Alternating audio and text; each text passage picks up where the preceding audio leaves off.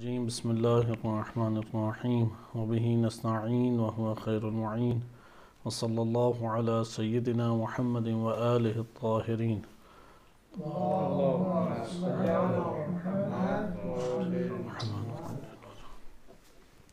سیرت امیر المومنین و سیاست امیر المومنین از نہج البلاغہ ہمارا موضوع چل رہا تھا کہ امام علی علیہ السلام کے سیاسی پہلو کو ہم ملاحظہ کر رہے تھے نہج البلاغہ کے آئینے میں۔ گزشتہ درس میں ہم نے جو ملاحظہ کیا کہ اصل ٹاپک جو ہمارا تھا امام علی علیہ السلام کے دور خلافت میں ریاست اور ملک کے اندر اٹھنے والے مسائل، اس کو ہم ملاحظہ کر رہے تھے۔ پہلا جو بڑے پیمانے پہ مسئلہ کھڑا کیا گیا وہ جنگ جمل اور اس کی تیاری ہے۔ گزشتہ درس میں ہم نے یہ دیکھا کہ امام علی علیہ السلام نے حکام کو کس طرح مقرر کیا، کیونکہ حکام کا تقرر وہ ہمارے لیے اس حوالے سے جاننا ضروری ہے کہ اہم علاقوں میں کون افراد مقرر تھے، تاکہ اگلا مرحلہ ہمارے لیے طے کرنا آسان ہو کہ جنگ جمل کے لیے کیوں آخر بصرہ کا انتخاب ہوا اور وہ راہ ہموار ہوئی، اور پھر امام علی علیہ السلام نے کس علاقے کو اپنے لیے جنگ کے اعتبار سے اپنا چھوانی یا ٹھکانہ قرار دیا، جہاں سے انہوں نے پیش قدمی کی بصرہ کی طرف۔ ریاست امیر المومنین علیہ السلام میں 5-6 شہروں کی حیثیت غیر معمولی تھی، جو کہ ہم گزشتہ درس میں پڑھ چکے ہیں۔ 5 یا 6 شہروں کی حیثیت غیر معمولی حیثیت شمار ہوتی ہے۔ اس میں ہمارے پاس پہلا جو شہر آتا ہے وہ مصر ہے، کیونکہ وہ اقتصادی اور فوجی لحاظ سے اہمیت کا حامل ایک شہر شمار ہوتا تھا۔ دوسری ہمارے پاس جگہ وہ کوفہ ہے۔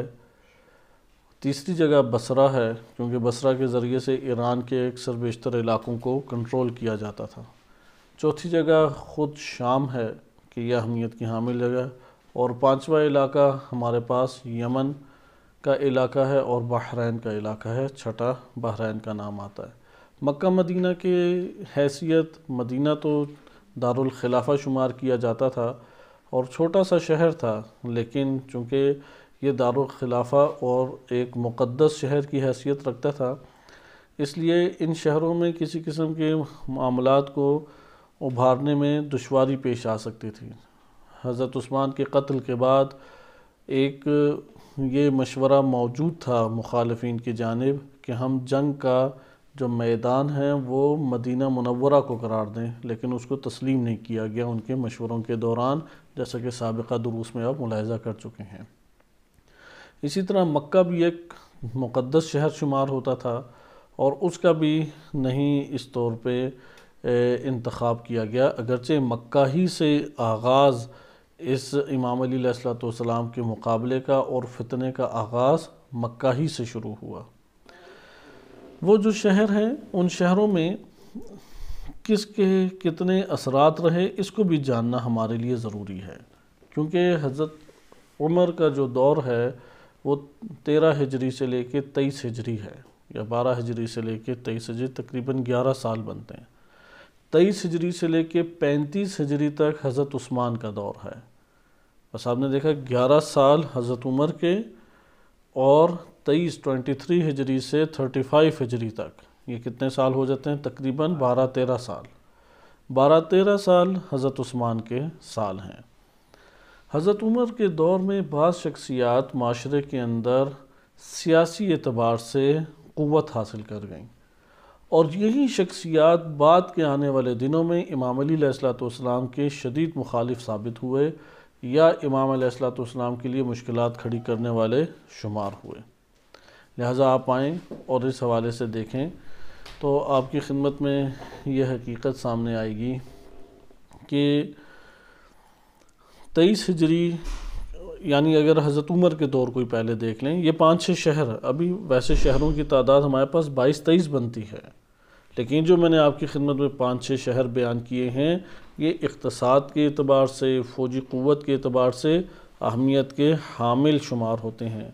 اس لیے آپ ان شہروں کو بالخصوص مد نظر رکھیں، اس دور کو، اگر خلافت کے دور کو آپ جاننا چاہتے ہیں تو اس کو ضرور مد نظر رکھیں۔ حضرت عمر کے دور میں ان شہروں کے اوپر کون آ کے آباد تھا۔ میں آپ کے سامنے تیزی سے حضرت عمر کے دور کو بیان کر دیتا ہوں مختصر طور پہ، لیکن آپ شخصیات کو جان لیں گے، کیونکہ سوال یہ پیدا ہوتا ہے کہ عمرو بن عاص، معاویہ بن ابی سفیان، مغیرہ بن شعبہ، ابو موسیٰ اشعری، اسی طریقے سے سعد بن ابی وقاص، یہ کیوں معاشرے کے اندر اتنے طاقت حاصل کر گئے جبکہ ان کے مقابلے میں اکابر صحابہ موجود ہیں، عمار بن یاسر موجود ہیں، ابو حذیفہ بن یمان موجود ہیں، یا اسی طریقے سے اور دیگر ہمارے پاس صحابہ کی ایک فہرست بنتی ہے کہ جو اکابر شمار ہوتے ہیں لیکن وہ اتنے پر اثر نہیں ہیں، وہ معاشرے کے اندر اتنی قوت نہیں رکھتے جتنی یہ شخصیات قوت رکھتی ہیں۔ آخر اس کی کیا ہمارے پاس وجہ موجود ہے؟ ان میں سے بعض نام میں آپ کی خدمت میں ذکر کرتا ہوں، اور اس سے ہمیں یہ پتہ لگے گا کہ یہ مسئلہ جو ہے یہ کب کھڑا کیا گیا۔ یہ حضرت عمر کے دور میں اصل میں مشکل پیش آئی کہ بعض شخصیات ان حساس ترین علاقوں میں قوت اور طاقت حاصل کرنے میں کیا ہو گئے؟ کامیاب ہو گئے۔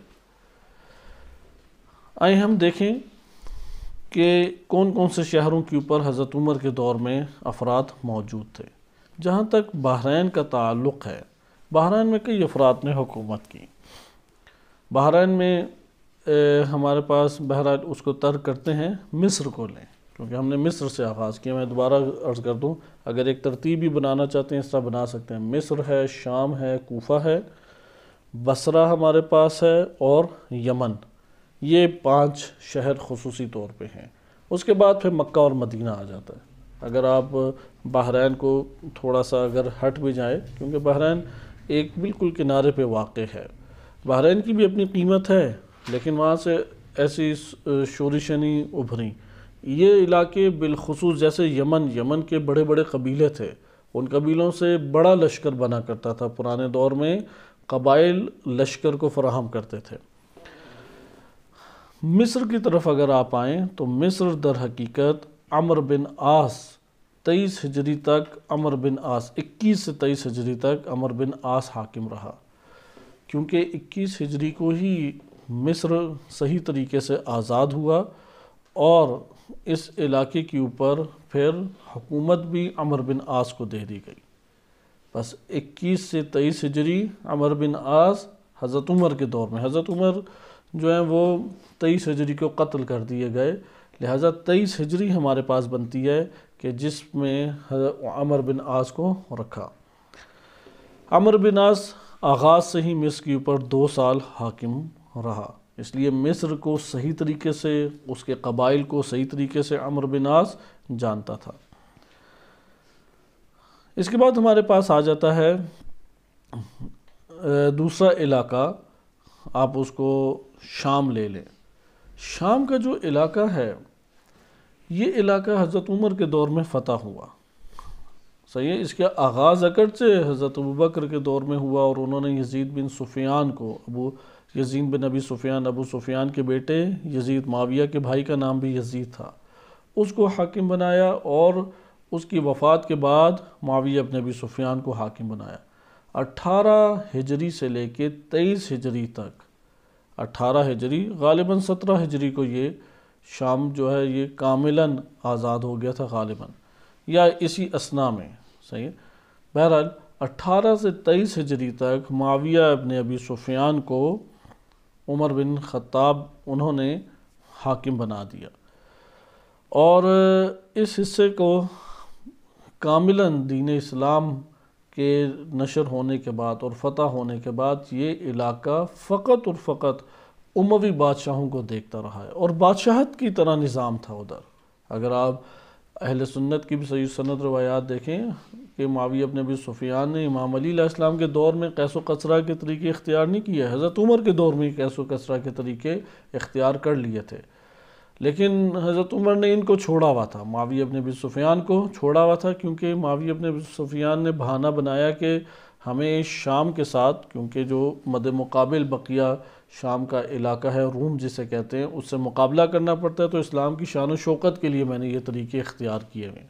اس کا کیا کہنا تھا؟ اسلام کی شان و شوکت کے لیے یہ طریقے میں نے اختیار کیے ہیں۔ خلاصہ کلام کہ معاویہ ابن ابی سفیان کو اس جگہ کا حاکم بنا دیا۔ سب سے پہلے یزید بن ابی سفیان حاکم بنے، اور یزید بن ابی سفیان کے بعد معاویہ بن ابی سفیان کے ہاتھوں یہ جگہ ہاتھ میں آئی۔ شام کا علاقہ بالخصوص روم کی سلطنت اور ایران کی سلطنت خلیفہ دوم حضرت عمر کے دور میں تباہ و برباد ہوئی اور مسلمانوں کا اس کے اوپر قبضہ ہوا۔ لہٰذا ایران کا علاقہ بصرہ کے ذریعے کنٹرول ہوتا تھا، اور شام جو ہے وہ آغاز میں کوفہ کے ذریعے کنٹرول ہوتا تھا، پھر خود شام ہی کے اوپر صحیح طریقے سے مسلمانوں نے اپنے قدم جما لیے۔ صحیح، دوبارہ میں اس بات کو تکرار کر دوں کیونکہ یہ بات ہمارے لیے جاننا ضروری ہے کہ کس طریقے سے علاقوں کو قابو کیا جاتا تھا۔ ایران کے جو علاقے فتح کیے گئے تھے حضرت عمر کے دور میں، اس کے لیے بصرہ سے ساری پیش قدمی ہوتی تھی۔ بصرہ وہ اہم مرکز تھا کہ جس کے ذریعے سے یہ ایران کے علاقے کنٹرول ہوتے تھے، اور آغاز میں شام، کیونکہ شام پہلے روم کی ماتحت تھا، پھر آہستہ آہستہ فتوحات آگے ہوتی رہیں۔ تو کوفہ کا علاقہ حضرت عمر نے آباد کیا تھا۔ یہ ایک فوجی چھوانی تھی، اور یہ فوجی چھوانی وقت کے ساتھ ساتھ بستی میں تبدیلی، اور وہ پھر کئی بستیاں بنتے بنتے اور محلے بنتے بنتے ایک بہت بڑا شہر بن گیا۔ یعنی امام علی علیہ السلام کے ہی دور میں کوفہ کی آبادی 1,00,000 افراد سے زیادہ تھی۔ شاید ابھی بھی نہ کوفہ کی آبادی 1,00,000 ہو۔ کوفہ چھوٹا سا شہر آج بھی شمار ہوتا ہے، لیکن اس دور میں 1,00,000 سے زیادہ آبادی تھی۔ اس قدر بڑا شہر یہ بن گیا تھا۔ تو بعد میں جب جنگیں اور فتوحات آگے بڑھتی چلی گئیں تو شام کے علاقے کے اوپر جب قبضہ ہو گیا، یعنی موجودہ سارا کا سارا شام، فلسطین، اردن، یہ سارا ملا کے شام بنتا ہے، یعنی فلسطین ہے، اردن ہے، لبنان ہے اور موجودہ شام، یہ ایک ملک اس دور میں کہلاتا تھا۔ اس کے اوپر قبضہ کس کا ہو گیا؟ مسلمانوں کا۔ جب مسلمانوں کا 1718 ہجری کو قبضہ ہوا تو خلیفہ دوم نے اس کا حاکم کس کو بنا دیا؟ یزید بن ابی سفیان، اور اس کے بعد معاویہ بن ابی سفیان۔ اب آپ نے دونوں علاقے دیکھے کہ کس کے زیر تحت آ گئے، کیونکہ سیاست میں کسی کو وارد کرنا اور اس کو اقتدار دینا وہ بہت اہمیت کا حامل ہے۔ ایسا نہیں ہے کہ امام علی علیہ السلام مدینہ میں ہی بیٹھے رہیں اور عمرو بن عاص مصر میں حکومت کرتا رہے تو وہاں پہ امام علیہ السلام کے لیے لوگ اور زمین ہموار ہو جائے اور تمام کے تمام وسائل فراہم ہو جائیں، ایسا نہیں ہو سکتا۔ اسی طریقے سے شام کا علاقہ شروع ہی سے اموی بادشاہوں کے اختیار میں دے دیا گیا، تو وہاں سے یہ توقع نہیں رکھی جا سکتی کہ وہاں کے علاقے کے اوپر امام علی علیہ السلام فوراً آ کے حاکم بن جائے، کیونکہ ان کو اقتدار دیا گیا، وہاں پہ ان کی سیاست کرنے کا موقع فراہم کیا گیا، ان کو وہاں پہ تمام قدرت دی گئی، اس لیے انہوں نے اپنے پھر پاؤں بھی اس معاشرے کے اندر گاڑے۔ انہوں نے وہاں پہ اس دین کو فروغ دیا کہ جو دین اموی بادشاہوں کو قبول کروائے۔ یہ دو علاقے آپ کے پاس آ گئے۔ اس کے بعد تیسرا علاقہ ہمارے پاس آ جاتا ہے بصرہ۔ بصرہ کا علاقہ اہمیت کا حامل ہے۔ 17 ہجری کو حضرت عمر نے اس کا حاکم مغیرہ بن شعبہ کو بنا دیا۔ مغیرہ بن شعبہ کہ آج ہم اسی حوالے سے آگے چلیں گے، کیونکہ آج کے درس میں آپ 2 پہلو پڑھیں گے، اگر انشاءاللہ تعالی ہمیں دوسرے پہلو کو پڑھنے کا موقع ملا۔ پہلا پڑھیں گے کہ کیا امام علیہ السلام کا موقف، یہ پتہ لگ گیا کہ مکہ میں تیاریاں شروع ہیں اور بصرہ کی طرف پیش قدمی کر دی گئی ہے۔ اب یہاں پہ کیا اصحاب اور امام علی علیہ السلام کے ارد گرد افراد کا ان کے ساتھ رویہ تھا، اور امام علی علیہ السلام کو کیسے مشورے دے رہے تھے، اور امام علی علیہ السلام کا اس دور میں کیا موقف تھا۔ انشاءاللہ اگلے درس میں پھر ہم بصرہ تک داخل ہوں گے اور جنگ کے آغاز کو ملاحظہ انشاءاللہ کریں گے کتب کی روشنی میں۔ لیکن آج ہم یہ پہلا مسئلہ پڑھیں گے۔ دوسرا مسئلہ امہات المومنین کے درمیان کشمکش، کیونکہ حضرت عائشہ چاہتی تھی کہ جناب ام سلمہ میرے ہمراہ ہو جائیں، تو ان دونوں میں جو مکالمہ ہوا وہ تاریخ کے اندر وارد ہوا ہے، اس کو ہم ملاحظہ کریں گے۔ اور اسی کے ذیل میں حضرت حفصہ بھی موجود تھیں، ام المومنین حضرت حفصہ بھی یہ حج میں گئی ہوئی تھیں، حضرت عائشہ حج کے لیے گئی تھیں، حضرت حفصہ بھی اور جناب سلمہ بھی۔ تو عبداللہ ابن عمر نے جناب حفصہ کو نہیں جانے دیا، عبداللہ ابن عمر بھی وہاں پہ موجود تھے، تو بہت زیادہ پریشرائز کیا کہ بصرہ کی جنگ کے لیے نکلیں۔ طلحہ ہیں، زبیر ہیں، مکالمہ جات ہیں ان دونوں کے آپس میں۔ حضرت عائشہ نے کئی دفعہ پیغام پہنچایا، عبداللہ ابن عمر نے واضح طور پہ انکار کر دیا کہ میں اس جنگ میں حصہ نہیں لوں گا۔ اچھا، حضرت حفصہ کو لے جانا چاہ، کیونکہ اگر زیادہ امہات المومنین ہوتے تو اور لوگ جمع ہوتے، کیونکہ یہی بڑی بڑی شخصیات تھیں عالم اسلام کی اس دور میں۔ تو حضرت حفصہ خود چاہتی تھی کہ چلی جائیں حضرت عائشہ کے کہنے پہ، لیکن عبداللہ ابن عمر کے اپنے بھائی کے کہنے کے اوپر نہیں گئیں، اس لیے وہ واپس آ گئیں۔ سلمہ نے واضح طور پہ انکار کر دیا کہ اللہ نے ہمیں حکم دیا کہ ہم گھر بیٹھیں، ہمیں اللہ نے حکم نہیں دیا کہ ہم گھر سے باہر بلا وجہ جائیں، اور خصوصاً یہ میدان، جنگ کا میدان، عدالت کا میدان، حاکمیت کا میدان، وہ تو خاتون کے ہاتھ میں دین اسلام میں ہے ہی نہیں۔ جنگ کی قیادت تو خاتون نہیں کر سکتی۔ اسی طریقے سے عدالتیں ہیں، عدالت میں جج ہے یا قاضی ہے، وہ خاتون نہیں بن سکتی، یا حاکم مسلمانوں کی خاتون نہیں بن سکتی۔ تو اس لیے سلمہ نے واضح انکار کر دیا، اور اس طرح حضرت عائشہ تنہا رہ گئیں۔ اگر حضرت عائشہ نہ جاتی تو جنگ جمل کا آغاز ہونا مشکل ہو جاتا، حضرت طلحہ اور حضرت زبیر کے کہنے کے اوپر لوگ نہ نکلتے اتنے۔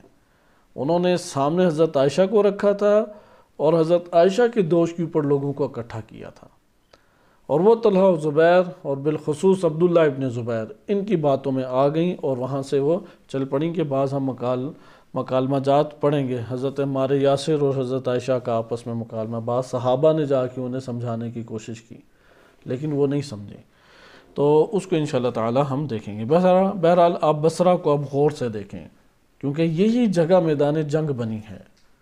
بصرہ کا علاقہ، اس علاقے کو، کیونکہ یہ علاقے سارے کے سارے فتح ہوئے ہیں، آپ ایک نوع کہہ سکتے ہیں رحلت رسول صلی اللہ علیہ وسلم کے بعد، تبوک تک تو روم تھا۔ نبی اکرم صلی اللہ علیہ وسلم کی جب رحلت ہوئی ہے تو تب یہ کوفہ ہے، بصرہ ہے، یہ سارے علاقے کس کے ماتحت تھے؟ روم کے۔ 10 ہجری کو یا 11 ہجری کے آغاز میں نبی صلی اللہ علیہ وسلم کی کیا ہے؟ رحلت ہے اس دنیا سے، اور 17 ہجری کو یہ ساری جگہیں فتح ہو جاتی ہیں۔ 17 ہجری میں یہ تمام روم کے جو ابھی عالم اسلام ہے اور یورپ تک گھسیٹ کے پیچھے لے جاتے ہیں روم کو، وہ ادھر مقید ہو کے رہ جاتا ہے، یہاں تک کہ ترکی کو بعد میں آزاد کرا لیتے ہیں بعد کے ایام میں۔ لیکن خلیفہ دوم کے دور میں روم کا یہ والا حصہ جو شامات کہلاتا ہے، یہ ممالک سارے آزاد ہو گئے۔ لہٰذا اب بصرہ کے جب حاکم بنانے کی باری آئی تو بصرہ کے اوپر 17 ہجری کو سب سے پہلے عتبہ بن غزوان کو حاکم بنایا۔ اچھا، اس کے بعد 17 ہجری کو مغیرہ بن شعبہ کو بصرہ کی حکومت دے دی۔ عتبہ جب وفات پا گئے، یعنی حضرت عمر کو آپ یہ کہہ لیں کہ ولایت ملی حضرت ابوبکر کے بعد، 13 ہجری تک حضرت ابوبکر کا دور ہے۔ آپ یہ 17 ہجری کو غور کریں، نبی صلی اللہ علیہ وسلم 10 ہجری کو ان کی رحلت ہے، اس کے بعد 17 ہجری کا یہ جو 7 سال ہیں، ان 7 سال میں 2 سال حضرت ابوبکر کے نکال دیں۔ حضرت ابوبکر کے دور میں جنگیں شروع ہو چکی تھیں، روم کے ساتھ ٹکراؤ شروع ہو چکا تھا، لہٰذا بصرہ چونکہ بالکل ساتھ ہی ہے، اس لیے بصرہ آزاد ہو گیا تھا۔ حضرت ابوبکر کے دور میں غالباً یہ آزاد ہو گیا تھا، یا ابتدا میں حضرت عمر کے دور حکومت کی ابتدا میں ہی آزاد ہو گیا تھا، یہاں تک کہ کوفہ تک پہنچ گئے۔ اگر آپ نقشے میں دیکھیں، بصرہ سے گزر کے کوفہ آتا ہے، حتیٰ آپ ایران سے جائیں یا آپ عربستان سے جائیں، ہر 2 جگہوں سے جائیں گے، پہلے بصرہ آتا ہے پھر کوفہ آتا ہے، کوفہ آگے ہے، تو کوفہ تک یہ پہنچ گئے تھے۔ اس لیے بصرہ کہا جا سکتا ہے کہ حضرت ابوبکر اور حضرت عمر کے آغاز حکومت میں ہی آزاد ہو گیا۔ اس بصرہ کے اوپر حضرت عمر نے 14 ہجری کو عتبہ بن غزوان کو حاکم قرار دیا، جو 17 ہجری تک رہا۔ جب 17 ہجری کو وفات ہو گئی عتبہ بن غزوان کی، تو پھر کس کو حکومت دے دی؟ مغیرہ بن شعبہ۔ مغیرہ بن شعبہ کو جب 17 ہجری کو دی تو زنا کی تہمت لگائی گئی، اور وہ واقعہ ہم گزشتہ دروس میں پڑھ چکے ہیں۔ 4 صحابہ تھے، انہوں نے دیکھا کہ وہ زنا کرتے ہوئے دیکھا۔ 3 صحابہ تھے، چوتھا زیاد بن ابی تھا۔ تو 3 صحابہ نے گواہی دے دی، تو زیاد بن ابی جب ابھی ادھر موجود نہیں تھے، انتظار کیا جا رہا تھا، وہ آیا تو اس کو دیکھتے ساتھ ہی ذہبی نے ذکر کیا ہے سیر الاعلام نبلاء میں اپنی کتابوں میں کہ حضرت عمر نے نعرہ تکبیر بلند کیا کہ یہ سب سے سچا انسان آ گیا ہے۔ زیاد بن ابی وہ شخص ہے کہ حجاج بن یوسف سے پہلے صحابہ اور تابعین کا سب سے بڑا قاتل یہی شخص ہے، اور ولد الزنا تھا، اس لیے اس کی نسبتیں بھی ثابت نہیں ہیں۔ اور پھر یہ سب سے بڑا شریعت میں حکم ہے کہ نسب تبدیل نہیں کر سکتے، تو معاویہ بن ابی سفیان نے بھرے مجمع میں اس کو اپنے باپ کا بیٹا قرار دیا اور اپنا بھائی بنا لیا۔ تو زیاد بن ابی آل زیاد اسی سے پھر نکلی، اور اسی کا بیٹا تھا عبید اللہ ابن زیاد جو امام حسین علیہ السلام کا قاتل ہے۔ لیکن زیاد بن ابی حکومت میں عبداللہ ابن عباس کے کہنے پہ امام علی علیہ السلام کے دور میں آخری ادوار میں آیا، 38 ہجری کے بعد یا 38 ہجری کو 1-2 سال ہی زیاد بن ابی امام علی علیہ السلام کے دور میں رہا، اور پھر چھوڑ کے امام علی علیہ السلام کی شہادت کے بعد معاویہ سے ملحق ہو گیا، اور معاویہ نے اعلان کیا کہ یہ میرا بھائی ہے، جبکہ یہ شرعی حکم تمام کے تمام مسلمان مانتے ہیں، اور آج بھی اہل سنت اس بات کے قائل ہیں کہ معاویہ بن ابی سفیان نے یہ کام درست نہیں کیا۔ ایک شریعت کا واضح حکم تھا کہ نسب جو ولد الزنا ہے اس کی نسبت جب ثابت ہی نہیں ہے تو کیسے آپ بھائی قرار دے سکتے ہیں۔ لیکن یہ اب آیا گواہی کے لیے، تو اس نے کہا کہ میں نے بڑی ابتر حالت میں دیکھا۔ تو خلیفہ دوم نے دیکھا کہ اچھا یہ دیکھا کہ دونوں شرمگاہیں آپس میں ملی ہوئی تھی اور دخول ہوا تھا، تو کیونکہ تب بھی زنا ثابت ہوتا، وَإِلَّا زنا ثابت نہیں ہوتا۔ اس نے کہا کہ یہ مجھے نہیں صحیح پتا، یہ میں نے نہیں دیکھا۔ بقیہ نے کہا کہ دیکھا ہم سب نے دیکھا تھا، کیونکہ یہ گواہی دیں کہ شرمگاہیں ملی ہوئی تھی اور دخول ہوا ہوتا، اگر دخول نہ ہو تو زنا ثابت نہیں ہوتا۔ تو وہاں پہ اس نے زیاد بن ابی نے کہا کہ میں نے نہیں دیکھا۔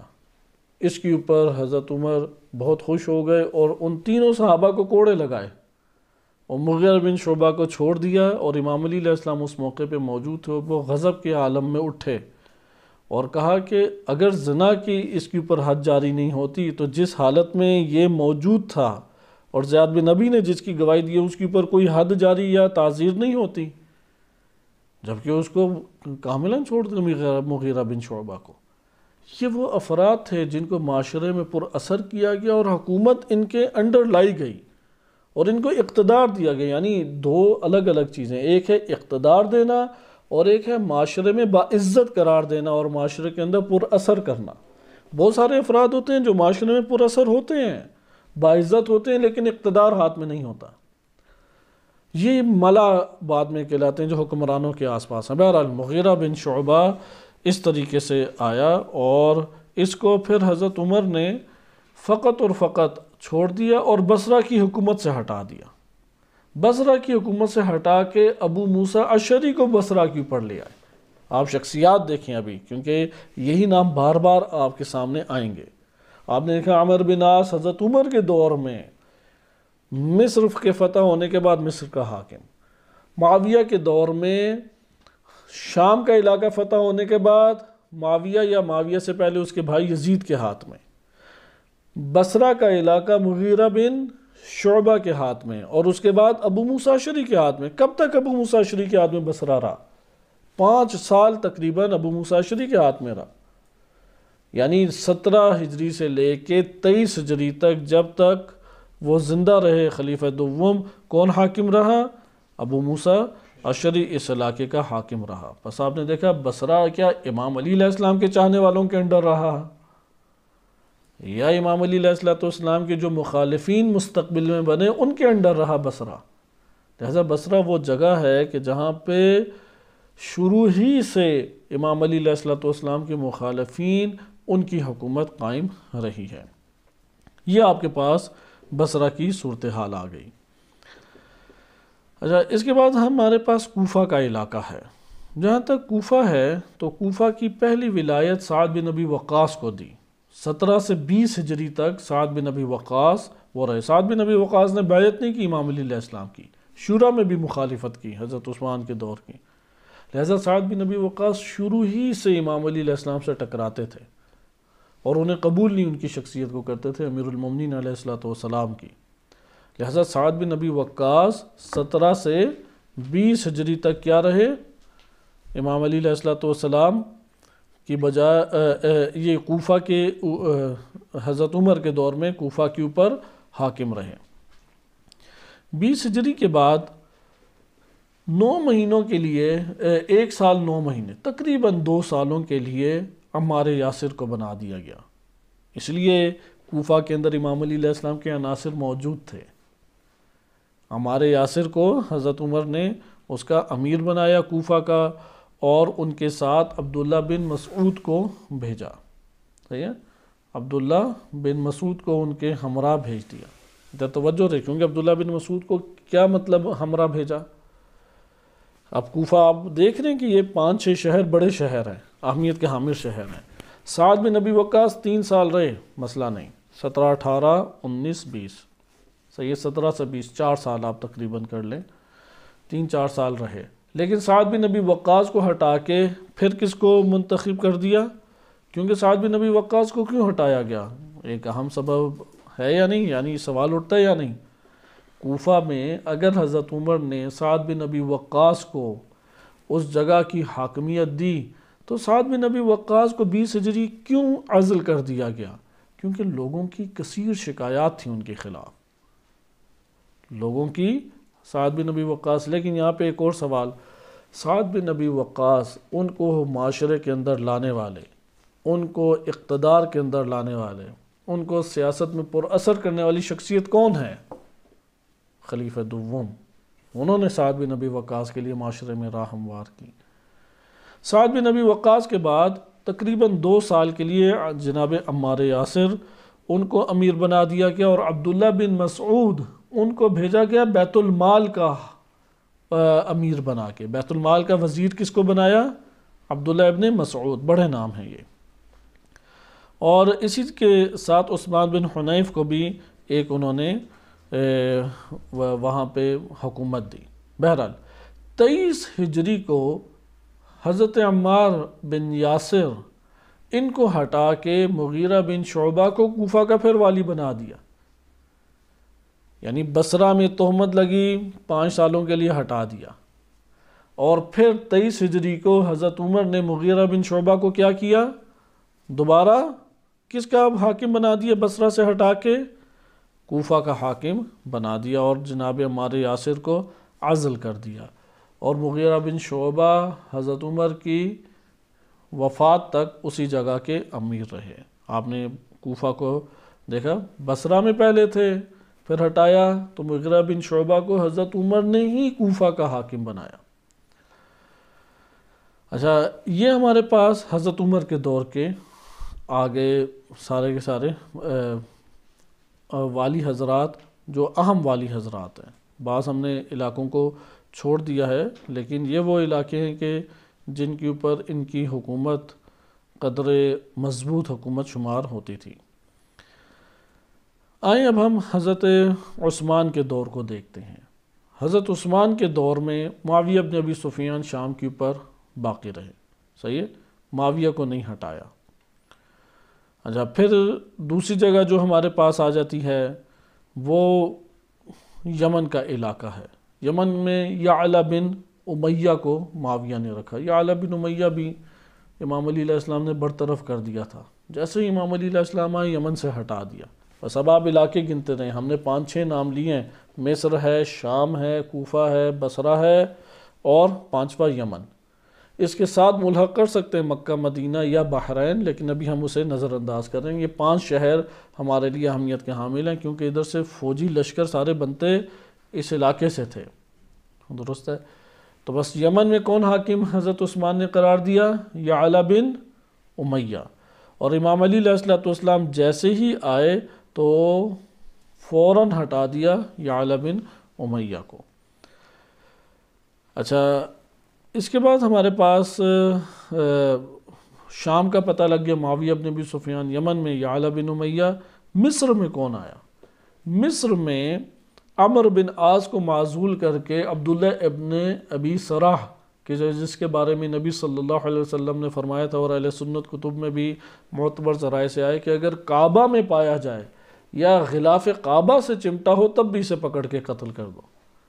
آپ جانتے ہیں کہ کعبہ کے اندر آپ مچھر کو بھی نہیں مار سکتے، اگر جوں آپ کے جلد کے اوپر آپ کے بدن کے اوپر رینگ رہی ہے اور آپ کو پتہ ہے کہ اگر میں نے اس جوں کو پھینک دیا تو اس کو غذا نہیں ملے گی اور مر جائے گی، آپ جوں کو اپنے بدن پہ قائم رکھیں گے، جوں بھی نہیں مار سکتے۔ لیکن یہ شخصیت اس درجے کی شخصیت تھی کہ رسول اللہ صلی اللہ علیہ وسلم نے فرمایا اگر اس کعبے کی جگہ پر بھی ہو، بیت الحرام میں بھی ہو، بیت اللہ میں بھی ہو، اسے پکڑ کے قتل کر دو۔ حضرت عثمان نے چھپا دیا، پھر اپنے دور میں ظاہر کیا اور مصر جیسی حساس جگہ کا حاکم بنا دیا عبداللہ ابن ابی سراح کو، اور اس کو جب حاکم بنایا تو عمر بن عاص ناراض ہو گئے اور اختلافات باہمی طور پہ شروع ہو گئے۔ لہٰذا آپ نے ملاحظہ کیا کہ عبداللہ ابن ابی سراح کو والی جو ہے وہ بنایا۔ عبداللہ ابن ابی سراح جو ہے اس کو حضرت عمر نے بعض جگہوں کا والی اپنے دور میں بنایا تھا، کیونکہ حضرت عثمان نے چھپا لیا، نبی صلی اللہ علیہ وسلم کی رحلت کے بعد یہ پھر آشکار ہوا۔ تو بعض کہتے ہیں کہ سعید کی جو مکان ہے، سعید کی جگہ، اس جگہ کے اوپر اس مقام پہ حضرت عمر نے اسے پہلے والی بنایا تھا، اور اس کے بعد پھر حضرت عثمان نے مصر کا اسے والی بنا دیا۔ بس آپ نے دیکھا مصر کس کے انڈر آ گیا؟ عبداللہ ابن ابی سراح کے انڈر آ گیا۔ اس نے بہت ظلم کیے، اسی کی ناانصافی اور ظلم کی وجہ سے حضرت عثمان کی طرف سب سے بڑی فوج مصر سے نکلی تھی۔ جو باغی حضرات آئے ہوئے تھے وہ کوفہ اور مصر سب سے اہم جگہیں تھیں۔ آ جائیں اب کوفہ کی طرف۔ کوفہ کی متزلزل سرزمین، عمار یاسر کچھ عرصہ اس جگہ رہے تھے۔ حضرت عثمان جب آئے تو انہوں نے مغیرہ بن شعبہ کو کوفہ سے معزول کر دیا، کوفہ سے حکومت لے لی اور ان کی جگہ دوبارہ سعد بن ابی وقاص کو دی۔ پہلے سعد بن ابی وقاص کے ہاتھ میں یہ جگہ تھی، صحیح ہے۔ کوفہ کے امیر کون تھا پہلے؟ حضرت عمر کے دور میں سعد بن ابی وقاص، پھر وہ معزول ہوئے تو پھر کون آیا سعد بن ابی وقاص کی جگہ؟ جناب عمار آئے۔ تو حضرت عثمان کیا ہیں وہ دوبارہ کس کو لے آئے؟ سعد بن ابی وقاص کو، اور 24-25 ہجری تک انہیں قائم رکھا، یعنی 2 سے 3 سال ان کو سعد بن ابی وقاص کو قائم رکھا۔ اس کی وجہ کیا تھی؟ کیوں لے کے آئے؟ حضرت عثمان کی راہ خلافت کی حقیقت میں کس نے ہموار کی؟ ہم پیچھے پڑ چکے ہیں۔ ذہنوں میں ایک سوال پیدا ہوتا ہے کہ حضرت عثمان کے سے پہلے بہت بڑی بڑی شخصیات ہیں جن کی قربانیاں ہیں، جنہوں نے اوائل میں اسلام قبول کیا، ان کے فضائل نبی صلی اللہ علیہ وسلم نے معاشرے میں بیان کیے ہوئے تھے، یا مقداد ہیں، سلمان ہیں، یا ہمارے جناب عمار یاسر ہیں، امیر المومنین علیہ السلام ہیں۔ حضرت عثمان کی راہ کیسے ہموار ہو گئی؟ وہ تو تمام جنگوں میں بھی موجود نہیں تھے، بلکہ بعض جنگوں میں فرار کے اعتبار سے معتبر احادیث اہل سنت میں ہے، اور انہوں نے توبہ کی، اور ان کی توبہ کے بارے میں اہل سنت کہتے ہیں توبہ کر لی تھی اس لیے مسئلہ نہیں۔ ہم بھی یہی کہتے ہیں کہ ٹھیک ہے توبہ کرے، اللہ تعالیٰ گناہ معاف کر دیتا ہے، لیکن وہ مسلمانوں کا حاکم بن سکتا ہے؟ یہ ایک سوال خود پیدا ہوتا ہے۔ لہذا حضرت عثمان کی خلافت کی اصل راہ حضرت عمر نے ہموار کی، وائلہ اگر حضرت عمر شورا نہ بناتے حضرت عثمان آ ہی نہیں سکتے تھے، خلافت میں آنے کا کوئی چانس ان کا نہیں تھا۔ اس لیے کہاں سے وہ حضرت عثمان خلافت کے اندر آئے؟ حضرت عمر نے شورا بنائی، اور شورا میں جو افراد 6 رکنی افراد رکھے، عبد الرحمن بن عوف ہیں، سعد بن ابی وقاص ہیں، طلحہ بن عبید اللہ ہیں، امام علی علیہ السلام ہیں، اور زبیر بن عوام ہیں۔ صرف زبیر بن عوام ہیں اور خود حضرت عثمان ہیں، یہ 6 بندے تھے۔ زبیر بن عوام کے علاوہ سب کی طرفداری حضرت عثمان کی طرف تھی، اور پھر یہ شرط رکھی حضرت عمر نے کہ جو عبد الرحمن بن عوف جس کا انتخاب کریں خلیفہ وہی بنے گا۔ تو عبد الرحمن بن عوف نے حمایت کی حضرت عثمان کی، کہ ہم پیچھے تفصیل پڑھ چکے ہیں، اور حضرت عثمان ہی کے دور میں اختلافات بھی شدید ہو گئے عبد الرحمن بن عوف کے۔ نمبر 2، اب جب حضرت عمر اس دنیا سے رخصت ہو رہے ہیں، انہوں نے بعض وصیتیں کی تھی حضرت عثمان کو. یہاں پہ خود ایک سوال پیدا ہوتا ہے، حضرت عثمان کو وصیت کیسے کر دی؟ یہ تو پتہ ہی نہیں ابھی خلیفہ کس نے بننا ہے. اس لیے جب شورا کے افراد کا تعین ہوا حضرت عمر کی طرف سے، تب ہی امیر المومنین علیہ السلام نے کہہ دیا تھا، اور ہم یہ اہل سنت کتب سے پڑھ چکے ہیں کہ یہ حضرت عثمان کو خلیفہ بنایا گیا اور مجھے دور کیا گیا. اور تمام بنی ہاشم یہ سمجھ گئے، وہ جو سیاست کو سمجھتے تھے، جیسے جناب عباس بن عبد المطلب، انہوں نے فوراً کہا یہ تو حضرت عثمان کے لیے راہ ہموار کیا. یہ بات دوبارہ تکرار ہم نے آج کے درس میں اس لیے کی کہ بعض علاقوں کے اوپر والی بنانے کی وصیت حضرت عمر کر گئے تھے. ان میں سے ایک سعد بن ابی وقاص ہے. حضرت عمر نے وصیت کی تھی کہ عثمان بن عفان کو کہ آپ نے میری وفات کے بعد کوفہ کا حاکم کسے بنانا ہے؟ سعد بن ابی وقاص کو، جیسا کہ بعض تاریخی کتب میں وارد ہوا ہے کہ عزل کیا گیا تھا مغیرہ بن شعبہ کو حضرت عمر کے کہنے پہ، اور ان کی جگہ پہ سعد کو بنا دیا گیا. اچھا، سعد بن ابی وقاص کو زیادہ عرصہ نہیں رکھا گیا، 25 ہجری کو معزول کر دیا، اور 25 ہجری کے بعد کوفہ میں بنا دیا ولید بن عقبہ کو. ولید بن عقبہ 30 ہجری تک 5 سال حاکم رہے. یہ وہی ہے کہ جس نے شراب پی کے نمازیں پڑھائیں. اور اس واقعے کے بعد حضرت عثمان کو بالآخر مجبور ہو کے اسے معزول کرنا پڑا، اور اس کی جگہ پھر سعید بن عاص کو انہوں نے حاکم بنایا، جو 35 ہجری تک حاکم رہا.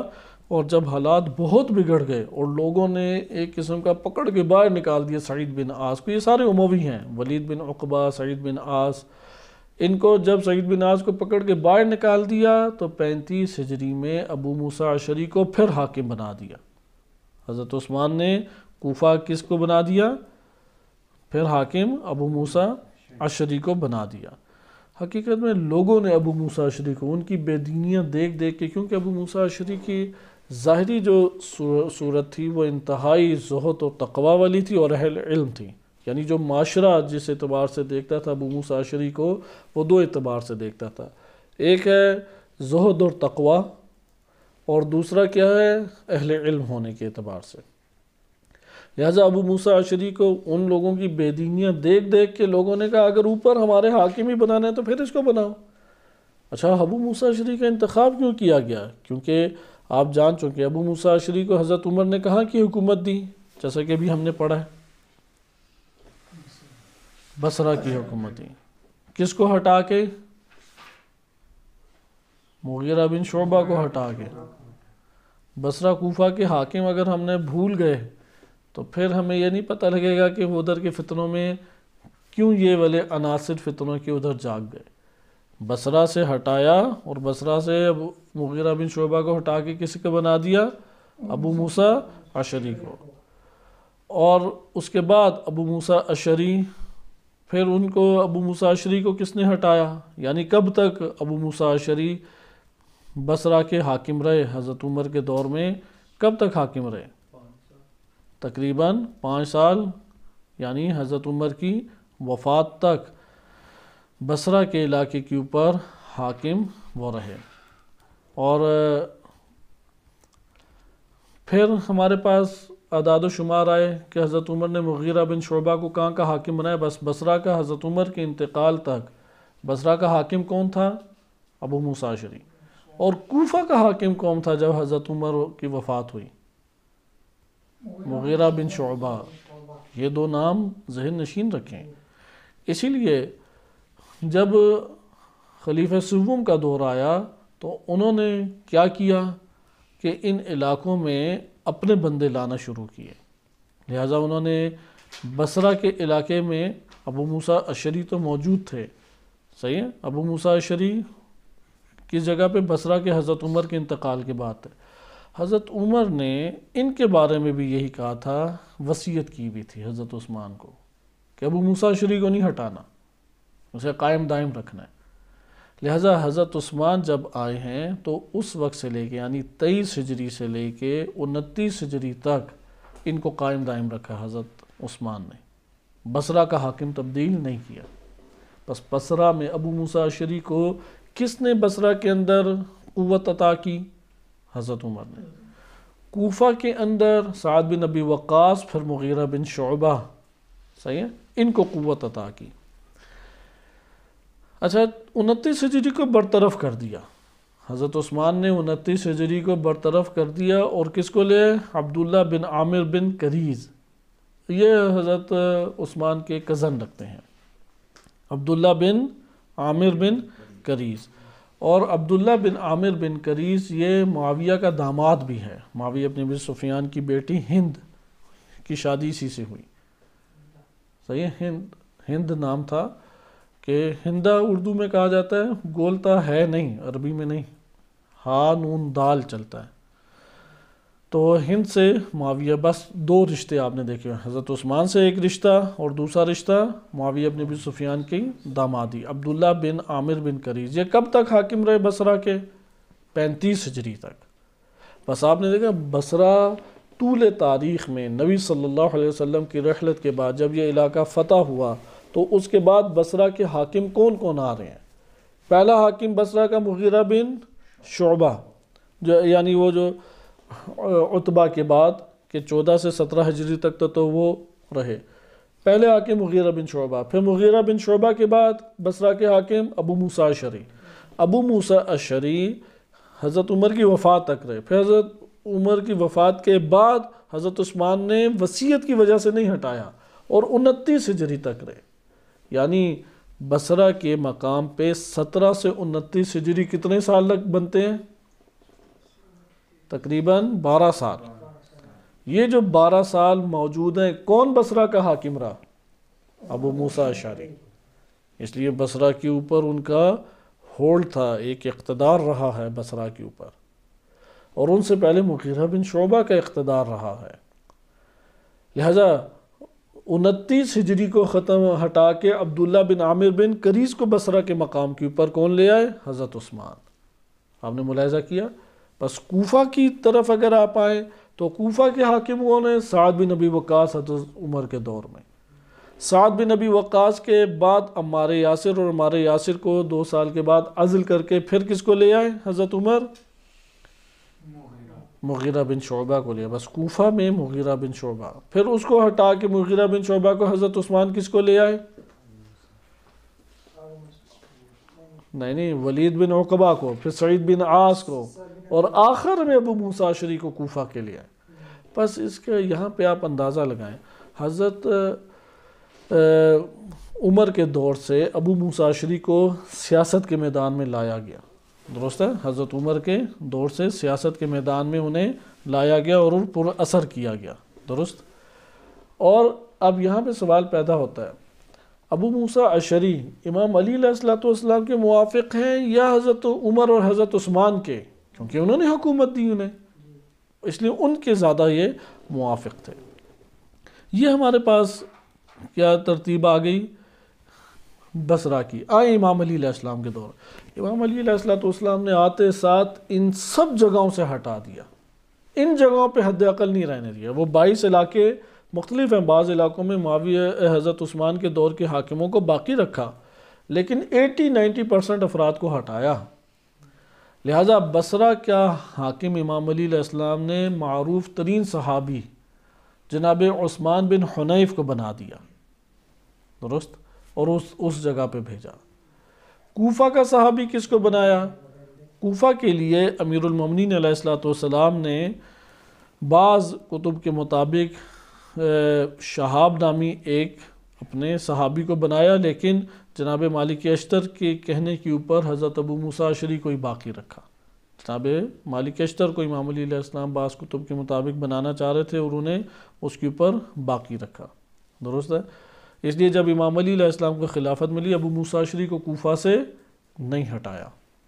یہ 2 علاقے ہو گئے۔ معاویہ کی طرف سہل بن حنیف کو بھیجا، عثمان بن حنیف کے، لیکن انہیں داخل ہی نہیں ہونے دیا اور وہ واپس پلٹ آئے۔ مصر کی طرف بھیجا قیس بن سعد بن عبادہ، معروف ترین صحابی ہیں، اور وہ پہنچنے میں کامیاب ہو گئے، درست۔ اور شام کے جو اطراف کے علاقے تھے، الجزیرہ جیسے ہے علاقہ جو موجودہ دور میں آدھا عراق کا علاقہ بنتا ہے انبار سے، یعنی آپ نکلیں سامرا سے، آگے سامرا سے ترکی تک جو علاقہ ہے آج کے دور میں یہ الجزیرہ کے نام سے معروف ہے، اس کو مالک اشتر کے ماتحت قرار دے دیا۔ اچھا، یہ ہمارے پاس ایک تفصیل آتی ہے کہ جو ان حاکموں کی طرف تھی۔ اب آئیں میں تیزی سے آپ کی خدمت میں تاریخ طبری سے کچھ حصہ پڑھتا ہوں اور اس کے بعد ہم جنگ جمل کے بعض حالات کو ملاحظہ کریں گے۔ تاریخ میں وارد ہوا ہے کہ مغیرہ بن شعبہ امام علی علیہ السلام کے پاس آیا اور اس نے بار بار اصرار کر کے کہا کہ آپ شام کے حاکم کو نہ چھیڑیں۔ مغیرہ بن شعبہ، اب امام علی علیہ السلام نے تو برتا، یہ سارے نا امید ہو گئے۔ دیکھیں سعد بن ابی وقاص کو امام علی علیہ السلام کے دور میں حکومت ملی؟ نہیں ملی، جبکہ وہ سیاست میں رہ چکے ہیں۔ مغیرہ بن شعبہ کو ملی؟ کوفہ اور بصرہ کے حاکم کو نہیں ملی۔ امام علی علیہ السلام کا معزولی کا نامہ، یعنی وہ جو مکتوب ہے برطرفی کا لیٹر، قبل اس کے کہ بصرہ کے حاکم عبداللہ بن عامر بن قریظ کو پہنچے، وہ پہلے چھوڑ کے مکہ چلا گیا۔ یعلا بن امیہ جو یمن کا حاکم تھا، قبل اس کے کہ اس تک کوئی لیٹر پہنچتا وہ چھوڑ کے مکہ چلا گیا، پتہ ہے کہ ہم نے نہیں رہ پانا۔ صرف معاویہ بن ابی سفیان ہے کہ کہیں نہیں گیا، وہ اسی جگہ کے اوپر موجود معاویہ بن ابی سفیان رہا۔ اب یہاں پہ آپ آئیں، دیکھیں مغیرہ بن شعبہ وہ اب اطراف میں ہے، کوئی موقع پا کہ میں کوئی حکومت لے لوں۔ سعد بن ابی وقاص موجود ہیں۔ اب آپ یہ فہرست بنائیں، یہ وہ شخصیات ہیں مغیرہ بن شعبہ کے علاوہ، سعد بن ابی وقاص ہیں، عبداللہ ابن عمر ہیں، محمد بن مسلمہ ہیں، ان لوگوں نے امام علی علیہ السلام کی بیعت ہی نہیں کی۔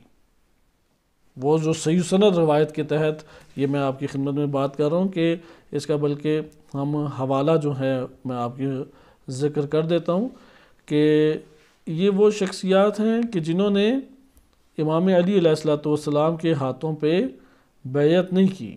تقریباً 10 یا 10 سے اوپر یہ افراد ہمارے پاس بن جاتے ہیں، یہ امام علی علیہ السلام کے ہاتھوں میں جنہوں نے بیعت نہیں کی، اور اہل سنت کتب میں صحیح سند طرق سے یہ بات جو ہے وہ وارد ہوئی ہے۔ تاریخ طبری سے پہلے دیکھتے ہیں، مغیرہ بن شعبہ سے میں تاریخ طبری سے براہ راست آپ کے سامنے ترجمہ پڑھ رہا ہوں، اس کے بعد انشاءاللہ تعالیٰ اگلے درس میں ہم داخل ہوں گے اور یہ افراد کس طریقے سے وہاں تک مصر تک پہنچے۔ مغیرہ بن شعبہ کے حوالے سے لکھتے ہیں کہ امام علی علیہ السلام کو جب حکومت ملی تو مغیرہ بن شعبہ امام علی علیہ السلام کے پاس آئے۔ البتہ میں یہ پہلے ایک کتاب ہمارے پاس ہے جس میں صحیح روایتیں جنگ جمل کے عنوان سے ہے، اہل سنت ہی کی ایک شخصیت ہے، انہوں نے یہ لکھی ہے، ڈاکٹر محمد بن ابراہیم ابو الخلیل۔ انہوں نے جو ذکر کیا میں پہلے وہ نام آپ کی خدمت میں پڑھ دوں اور آپ اس کا حوالہ بھی نوٹ کر سکتے ہیں کہ جن صحابہ نے نہیں کی وہ خود اپنی اس کتاب کے اندر لکھتے ہیں، صفحہ نمبر ہمارے پاس 6 ہے، صفحہ نمبر 6 میں، وَمِنْ أَشْهُرِ الصَّحَابَةِ معروف ترین مشہور صحابہ الَّذِينَ تَبَنَّوْا هَذَا الْمَوْقِفَ جنہوں نے یہ موقف اختیار کیا کہ امام علی علیہ السلام کی بیعت نہیں کی جائے گی اور یہ فتنے کا ماحول ہے اور فتنے کے ماحول میں خاموشی سے بیٹھا جائے۔ ان کی نظر میں امام علی علیہ السلام اور ان کا مخالفین سے یہ جو ٹکراؤ ہے وہ اس کو فتنہ دونوں کو ہی قبول نہیں کرتے تھے۔ اس موقف کو جنہوں نے قبول نہیں کیا، اب آپ نام دیکھیں، سعد بن ابی وقاص 1، عبداللہ ابن عمر 2، محمد بن مسلمہ 3، اسامہ بن زید، یہ زید بن حارثہ کے بیٹے ہیں اسامہ بن زید 4، ابو بکرہ 5، یہ ابو بکرہ وہی شخصیت ہیں کہ مغیرہ بن شعبہ کے خلاف زنا کی انہوں نے گواہی دی اور پھر کوڑے بھی کھائے، لیکن امام علی علیہ السلام کی بیعت نہیں کی۔ اور ابو موسیٰ اشعری، بیعت واضح طور پہ ابو موسیٰ اشعری نے نہیں کی، امام علی علیہ السلام نے باقی رکھا، لیکن ابو موسیٰ اشعری نے بیعت، کیونکہ حالات اتنے وہ تھے کہ ابھی امام علی علیہ السلام تمام تقرری حکام کی کر رہے تھے، تو ابو موسیٰ اشعری کو اپنی جگہ سے ہلایا نہیں۔ اور اسی اثنا میں انہوں نے جنگ کھڑی کر دی۔ اب جب جنگ کھڑی ہو گئی اور ذی قار جگہ کے اوپر، کہ انشاءاللہ اگلے درس میں آئے گا یہ جغرافیہ تھوڑا سا ہم پڑھیں گے، امام علی علیہ السلام پہنچ گئے تو ابو موسیٰ اشعری کو کہہ رہے ہیں کہ میری طرف کوفہ سے فوج بھیجو۔ ابو موسیٰ اشعری کوئی بھیج نہیں رہے فوج، ایک دفعہ کا، دو دفعہ، پھر وفد بھیجے امام علی علیہ السلام نے، خط و کتابت کے علاوہ وفد بھیجے، اور وہ بھی اکابر صحابہ، امام حسن مجتبیٰ علیہ السلام، عمار یاسر اور مالک اشتر، ان کو بھیجا، ایک دفعہ بھیجا، پھر دوسری دفعہ بھیجا، تیسری دفعہ مالک اشتر نے کہا کہ یہ نہیں ماننے والے، انہوں نے پکڑ کے کھینچ کے اتارا اور دروازہ ان کے گھر کا توڑا اور کہا کہ یہ سارا ناجائز مال لوٹا ہوا ہے، لوگوں اپنا مال لے جاؤ۔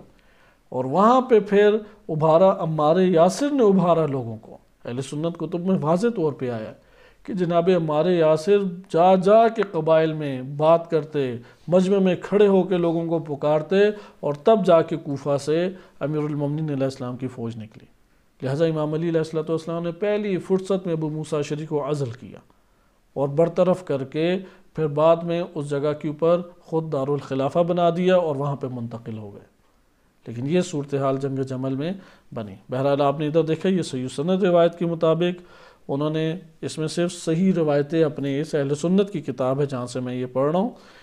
اور کون سی شخصیت ہے؟ ابو مسعود البدری، ابو المسعود البدری، انہوں نے بھی نہیں امام علی علیہ السلام کی بیعت کی۔ اور اسی طرح احبان بن صیفی، یہ وہ شخصیات ہیں جنہوں نے امیر المومنین علیہ السلام کے لیے بیعت نہیں کی، حتیٰ کہ بعض کو امام علی علیہ السلام نے بلایا، جیسے سعد بن نبی وقاص۔ سعد بن نبی وقاص کو کہا گیا کہ کیوں آخر نئی اسلحہ اٹھاتے، کیونکہ یہی جنگ لڑنے والے لوگ بھی تھے۔ تو انہوں نے کہا کہ میں نے جو جہاد کرنا تھا کر لیا، اور جس جہاد کو میں جانتا ہوں وہ کافر کے خلاف کیا جاتا ہے، یہاں پہ نہیں سمجھ آ رہی کون کافر کون مومن، یہاں پہ تو ہم جہاد نہیں لڑ سکتے۔ امیر المومنین علیہ السلام نے اسامہ بن زید کی طرف بھی بندے بھیجے، ان سب نے ایک ایک کر کے انکار کر دیا۔ محمد بن مسلمہ، یہ اہل سنت میں آج بھی اکابر صحابہ شمار ہوتے ہیں، انہی سے روایات ہیں، انہی کے ناموں کے اوپر مساجد ہیں، اور یہ وہ بندے ہیں کہ امام علی علیہ السلام کی بیعت کرنا قبول نہیں کیا۔ اسی طرح حضرت ابوبکر کے بعض بیٹے، حضرت عائشہ نے آخری دم تک امام علی علیہ السلام کی بیعت نہیں کی۔ ان کے بھائی عبد الرحمن بن ابی بکر، حضرت ابوبکر کے بیٹے عبد الرحمن نے آخری دم تک امام علی علیہ السلام کی بیعت نہیں کی۔ حضرت عمر کے بیٹے، ایک بیٹا تو صفین میں مارا گیا عبید اللہ، اور ایک بیٹا عبداللہ ابن عمر، اس نے یزید کی بیعت کرنا گوارا کی، عبد الملک بن مروان کی بیعت کرنا گوارا کی، امام علی علیہ السلام کی بیعت نہیں کی، بعد میں نہیں بیعت کی، جنگ جمل کے بعد بھی نہیں بیعت کی۔ یہ آپ اس جگہ پہ ایک اندازہ لگا سکتے ہیں ان امور کا۔ اچھا آئیں اب ہم دیکھتے ہیں کہ طبری میں کیا لکھا ہے۔ طبری میں اگر آپ آئیں اور جائزہ لیں تو مغیرہ بن شعبہ سے ہم لیتے ہیں، کیونکہ امام علی علیہ السلام کے دور میں اگرچہ حضرت عمر کی وفات کے ٹائم کوفہ کی سربراہی مغیرہ کے پاس تھی، لیکن کچھ مدت کے بعد اسے حضرت عثمان نے ہٹا دیا۔ جب حضرت عثمان نے ہٹا دیے تو پھر نہیں حکومت میں کسی جگہ پہ ایڈجسٹ کیا۔ ممکن ہے بعض اطراف کے علاقوں میں حکومت دی گئی ہو، جیسا کہ بعض تاریخی کتب میں ایسا آتا ہے، لیکن ان اساسی علاقوں میں نہیں آئے۔ اب مغیرہ بن شعبہ کے حوالے سے تاریخ طبری جلد نمبر 3 ہے، حصہ دوم، صفحہ نمبر 31، یہ میں اردو سے آپ کے سامنے پڑھ رہا ہوں۔ حضرت علی علیہ السلام کی خدمت میں حاضر ہوئے اور عرض کیا، مجھ پر آپ کے 2 حق ہیں، ایک اطاعت کا حق ہے اور دوسرا نصیحت کا حق۔ آج کے روز بہترین رائے وہ ہے جس سے آپ کل آئندہ پیش آنے والے امور سے اپنی حفاظت فرمائیں۔ ابھی مشورہ دیکھیں، سیاسی مشورہ مغیرہ بن شعبہ کا۔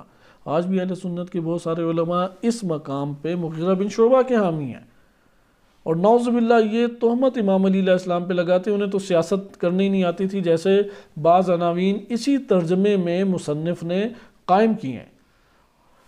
اچھا کیا ہے اس میں؟ کہا کہ پیش آنے والے امور میں اپنی حفاظت فرما لیں، اور آج کے ضائع ہو جانے سے آپ ان چیزوں کو بھی ضائع کر دیں گے، یعنی اگر میری بات نہ مانی تو وہ مستقبل کے امور بھی آپ کے ہاتھ سے نکل جائیں گے، اور جو کل حاصل ہو سکتی تھی وہ بھی آپ کے ہاتھ میں نہیں آئے گی۔ بہتر یہ ہے کہ آپ معاویہ اور ابن عامر کون ہے؟ وہی عبداللہ ابن عامر بن کریز۔ عبداللہ بن عامر بن کریز کہاں کا والی تھا؟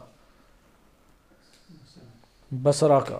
دیکھیں بصرہ، کوفہ اور شام، یہ صحیح طریقے سے اسے یاد رکھیں۔ امام علی علیہ السلام کے نہج البلاغہ میں خطبے بھی انہی سے متعلق ہیں، کثیر خطبے، تو اس کو صحیح طریقے سے آپ پھر تحلیل کر سکتے ہیں۔ صحیح، آپ اس کی جو نشاندہی ہے آج پاکستان میں بھی آپ اس حوالے سے جان سکتے ہیں کہ ایک حاکم کے ماتحت علاقے رہنے کے کیا نتائج۔ جیسے فضل الرحمان کے جو علاقے ہیں وہاں پہ کسی اور کو آپ لا سکتے ہیں، وہاں پہ شیعہ سنی اتحاد کی کوششیں کر سکتے ہیں، کیونکہ فضل الرحمان ہی کے انڈر یہ سارے کے سارے پہلے دہشت گرد چلتے تھے جو شیعوں کے خلاف اقدام کرتے تھے۔ اس کے علاقے اس کے ہاتھ میں ہیں، اس کے علاقوں کے اوپر اس نے خوب اجارہ داری رکھی ہے۔ حالانکہ فضل الرحمان کا جو سیاسی بیک گراؤنڈ ہے اور راہ و روش ہے، سیرت ہے، وہ کاملاً اگر تاریخ میں کسی سے ملتی ہے تو معاویہ ابن ابی سفیان ہے، حتیٰ کہ اس کا کردار، عملی کردار بھی اسی طریقے سے ہے۔ لیکن اس کے انڈر کوئی بھی حاکم آ کے فضل الرحمان کو اس کے علاقوں سے نہیں باہر نکال سکا۔ اسی طرح پاکستان کے دیگر بعض علاقے ہیں کہ وہ کوئی بھی حکومت آ جائے، فوج کی حکومت آئے، کوئی اور حکومت آئے، وہ رہنے اسی کے انڈر ہے، کیونکہ وہاں پہ مسائل لوگ کھڑے کر دیں گے۔ تو یہی حال امام علی علیہ السلام کے دور میں تھا کہ وہاں پہ 10-20 سالوں سے حکومتیں قائم ہیں۔ جیسے معاویہ ابن ابی سفیان کی حکومت کتنی پرانی ہے، 17 ہجری سے لے کے آپ دیکھیں کب تک قائم رہی، 35 ہجری تک۔ کتنے سال بنتے ہیں یہ؟ تقریباً 14-15 سال، یا ممکن ہے کہ 16-17 سال بن جائیں، یعنی کتنی بڑی ایک مدت وہ حاکم اتنا بڑا علاقہ رکھا گیا۔ اس لیے آپ مشورہ مغیرہ بن شعبہ کا دیکھیں، شام کے والی اور بصرہ کے والی کو کہہ رہا ہے کہ اسے نہ ہٹائیں، عبداللہ بن عامر بن کریز، اس کو بصرہ سے نہ ہٹائیں اور شام کے والی معاویہ کو نہ ہٹائیں، ان کے عہدوں پہ قائم رکھیں۔ اسی طرح بقیہ گورنروں کو بھی ان کے عہدوں پہ قائم رکھیں۔ وہ جو بقیہ ہیں ان کو بھی، پورا ملک کس کے قبضے میں ہوگا؟ یہ تو عمران خان کی پھر حکومت بن گئی۔ اس نے انصاف کا نعرہ لگایا اور 80% گزشتہ حکومت کے حاکم اسی طرح سے برقرار رکھے، اور آج ملک ہمارا اس سے بدترین حالت پہ پہنچ چکا جو اسے سابقہ حاکم تھا۔ تو مغیرہ بن شعبہ کا یہ وہ تھا مشورہ کہ بقیہ گورنروں کو ان کی جگہوں پر رکھیں۔ جب یہ لوگ آپ کی اطاعت کر لیں اور لشکر آپ کی بیعت کر لیں تو اس وقت مناسب سمجھیں تو ان گورنروں کو تبدیل کر دیں۔ ابھی گورنروں کو تبدیل نہ کریں، ابھی اپنے پاؤں مضبوط کریں، ابھی اپنے پاؤں جمائیں، ان کو رسمی طور پہ حاکم قرار دے دیں اور پیچھے پیچھے لشکر اپنا بنائیں۔ یہ مغیرہ بن شعبہ کہنا چاہا تھا، لشکر بنائیں، قوت حاصل کریں، جب قوت آپ کو مل جائے تو پھر ان سب حاکموں کو ہٹا دیں اور ان کے عہدوں پہ انہیں رہنے دیں۔ اس وقت آپ کو بعد میں جب قوت ہاتھ میں ہوگی تو آپ کو اختیار ہوگا اور آپ آرام سے سب کو ہٹا سکتے ہیں۔ امام علی علیہ السلام نے فرمایا، جو یہاں پہ لکھا ہے کہ میں اس بات کے اوپر غور کروں گا۔ اس کے بعد مغیرہ امام علی علیہ السلام کے پاس سے چلے گئے اور اگلے روز پھر ان کے پاس آئے امام علی علیہ السلام کے اور کہنے لگے میں نے کل آپ کو ایک مشورہ دیا تھا، لیکن بہترین رائے یہ ہے کہ آپ ان سب کو فوراً ہٹا دیں تاکہ ہر ایک سننے والے کو ان کا حال معلوم ہو جائے اور آپ کی خلافت کو قبول کر لیں۔ اور یہ کہہ کہ امام علی علیہ السلام کے پاس سے چلے گئے۔ اب 2 قول ہو گئے، پہلے دن کیا کہا؟ ان سب کو باقی رکھیں، دوسرے دن کیا کہا؟ ان سب کو ہٹا دیں۔ جب یہ چلے گئے تو مغیرہ جب حضرت علی علیہ السلام کے پاس سے واپس گئے تو ابن عباس نے انہیں جاتے ہوئے دیکھ لیا۔ اہل سنت ابن عباس کو امام علی علیہ السلام کے مقابلے میں ایک نو لے آتے ہیں اور یہ ثابت کرتے ہیں کہ عبداللہ ابن عباس بڑی عاقلانہ شخصیت تھی اور امام علی علیہ السلام اس کے مقابلے میں کچھ خاص عاقلانہ شخصیت نعوذ باللہ نہیں تھی۔ حتیٰ انجینئر مرزا جو ہے وہ بعض جگہوں پہ عبداللہ ابن عباس کے قول کو امام علی علیہ السلام پہ ترجیح دیتا ہے، جیسا کہ یہ جلانے والا واقعہ ہے۔ اس نے اپنی تقاریر میں یہ کہا ہے کہ عبداللہ ابن عباس جو ہیں ان کی بات درست، امام علی علیہ السلام کی نعوذ باللہ بات درست نہیں تھی۔ یہ اہل سنت میں ایک خام خیالی اس طور کی موجود ہے جو ان جگہوں پہ وہ سندی تحقیق نہیں کریں گے۔ آپ یہ آزما کے سب کتابیں پڑھ کے دیکھ لیں، حالانکہ اس کی بھی سند مضبوط نہیں ہے، لیکن یہ والی باتیں ہر جگہ اہل سنت لکھیں گے اور صحیح سند روایات کے مجموعے میں بھی ان باتوں کو لے آئیں گے، تو امام علی علیہ السلام پہ چونکہ ایک نوع تنقید بن جاتی ہے۔ بہرحال وہ آئے، عبداللہ ابن عباس حضرت علی علیہ السلام کے پاس تشریف لائے، عرض کیا میں نے مغیرہ کو آپ کے پاس سے نکلتے دیکھا۔ وہ کس لیے مغیرہ آیا تھا؟ علی علیہ السلام نے فرمایا کل وہ آیا تھا تو مجھے یہ مشورہ دیا، اور آج آیا تو یہ مشورہ دیا۔ تو عبداللہ ابن عباس نے کہا انہوں نے آپ کو جو مشورہ دیا تھا وہ فی الواقع خیر خواہی پر، یعنی کل جو گزشتہ کل آپ کو مشورہ دیا تھا وہ خیر خواہی کے اوپر مشتمل تھا، آپ نہ ہٹائیں یہ معاویہ اور عبداللہ بن عامر بن کریز اور دیگر گورنروں کا، اور آج جو مشورہ دیا وہ دھوکہ دیا ہے، آج جو مشورہ دیا مغیرہ نے وہ آپ کو دھوکہ دیا ہے۔ تو علی علیہ السلام نے کہا کہ ابن عباس آپ کی کیا رائے ہے؟ تو ابن عباس نے کہا میری تو رائے یہ تھی کہ جب عثمان قتل ہوئے تو اس سے قبل ہی آپ مدینہ چھوڑ کے مکہ چلے جاتے اور وہاں اپنے گھر جا کے بیٹھ جاتے، گھر کا دروازہ بند کر لیتے، اہل عرب مجبور پریشان ڈھونڈتے ڈھانٹتے آپ کی طرف آتے اور انہیں خلافت کا کوئی حال نظر نہ آتا، تو اس وقت آپ کی خلافت پہ سب کا اتفاق بھی ہوتا اور آپ اس طرح مجبور بھی نہ ہوتے اس طرح کے بعض امور میں۔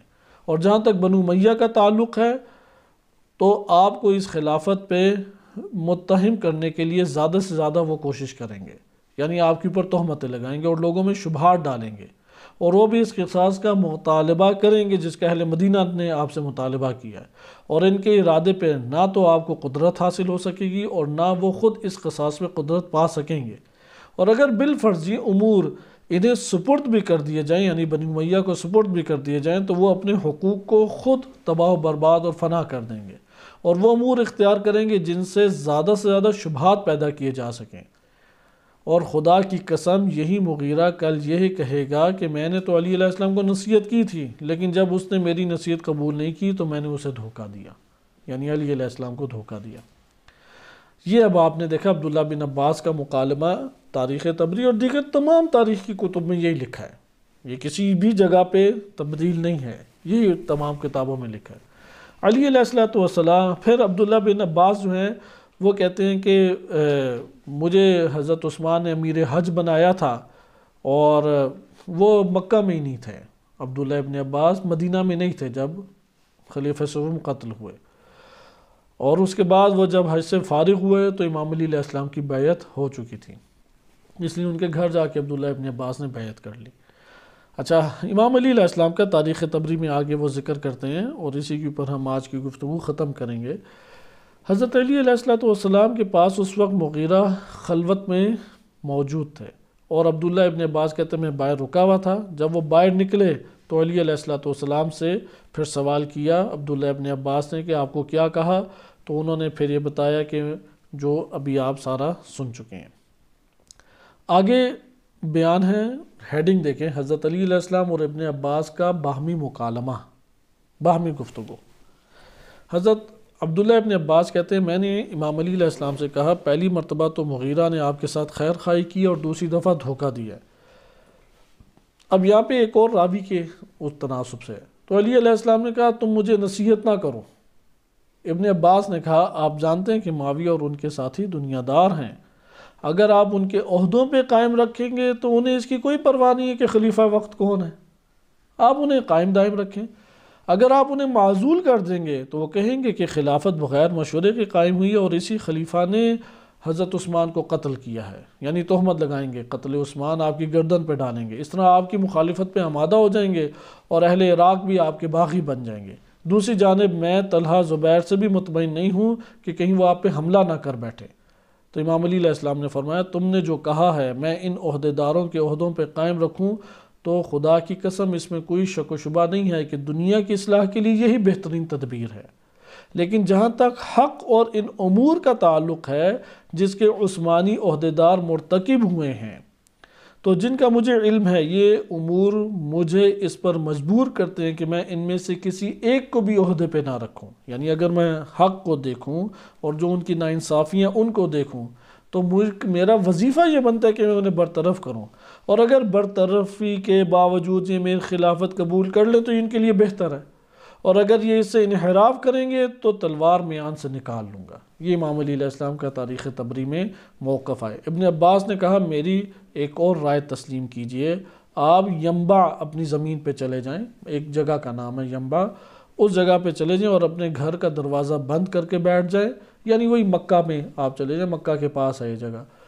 امام کے ممکن ہے کہ اپنے ایک گھر ہو اس جگہ پہ، تو کہا کہ عرب پریشان مضطرب آپ کے پاس آئیں گے، کوئی انہیں خلافت کے لیے سازگار شخصیت دکھائی نہیں دے گی، تو لوگ ڈھونڈتے ڈھانٹتے آپ کو خود ہی خلیفہ بنا لیں گے، پھر کوئی مشکل آپ کے اوپر پیش نہیں آئے گی۔